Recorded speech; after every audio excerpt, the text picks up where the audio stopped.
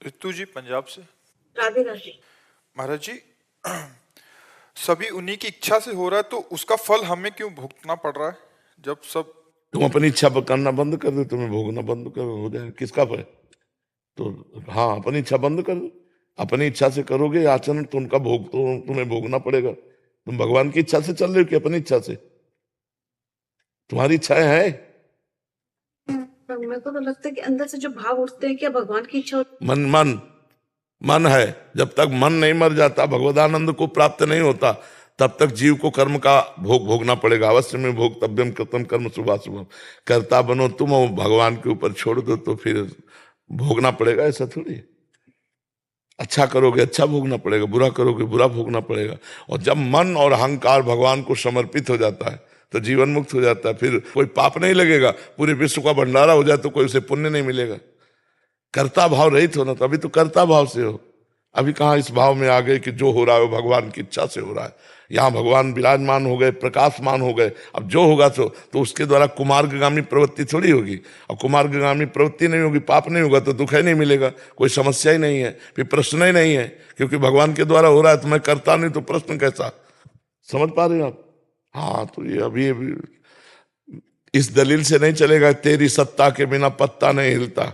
तो फिर नरक भी उसकी इच्छा से बना है, रोग भी उसकी इच्छा से बने, पुलिस डिपार्टमेंट भी उसकी इच्छा से, डंडे लगाएगा ये भी उसकी इच्छा है, ये भी उसकी इच्छा है। तो मतलब यहाँ चतुराई तो चलेगी। ले, एक बड़े विद्वान थे तो बड़ा उपवन लगाए हुए थे, बगीचा, कुआं बावड़ी सब फूल सुंदर। तो एक गाय चरती हुई अंदर आ गई। तो शायद उनका मारने का उद्देश्य नहीं होगा, क्योंकि धर्मार्थी थे।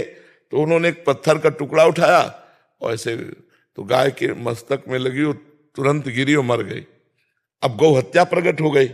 गौ हत्या सामने आई और कहा, पंडित जी स्वीकार करो मुझे, तुमने अभी गौ हत्या की। वो बड़े विद्वान थे। उन्होंने तुरंत, देवराज इंद्र का वास हाथ में है, जैसे चरणों में विष्णु का वास है, अलग अलग देवताओं का। उनका देवराज इंद्र ने मारा, क्योंकि हाथ में पत्थर और पत्थर से ऐसे, ये देवराज इंद्र के पास, वो गौ हत्या देवराज इंद्र के पास गई। तो इंद्र ने कहा, हमने कब गौ हत्या की? बोले आपका हाथ में वास है, वो ब्राह्मण, बोले शास्त्र में ऐसा वर्णन है तो आपको भोगना पड़ेगा। बोले चलो हमारे साथ गुप्त रूप से रहना। वहां गए एक सेठ के रूप में। बोले पंडित जी प्रणाम, क्या सुंदर फूल लगे हुए हैं, किसने लगाया? बोले हमने। वाह, बहुत सुंदर है बगीचा है, किसने लगाया? हमने। और ये कुआं? हमने। बोले गौ हत्या? इंद्र ने। तो चढ़ जाए इसके ऊपर। हाँ, अच्छा काम किया तो हमने, बुरा किया तो देवराज इंद्र ने। गौ हत्या को तुरंत उसको स्वीकार करना पड़ा। तो देखो यहाँ चतुराई नहीं चलेगी। अहंकार जब तक भगवान में समर्पित नहीं होता तब तक ये बात कहने की केवल रहेगी। पाप भी भगवान की सत्ता से हो रहा है अगर मानोगे, तो नरक भी भगवान की सत्ता से, डंडा भी भगवान की सत्ता से, रोग भी भगवान की सत्ता से। इसलिए होश में दो विभाग किए गए, एक पाप कर्म और एक पुण्य कर्म। पहले पुण्य कर्म करके पाप कर्मों का त्याग कर दो, फिर पुण्य कर्म में कर्ता भाव का त्याग कर दो। भगवान का नाम जप करो, भगवान की प्राप्ति हो जाएगी।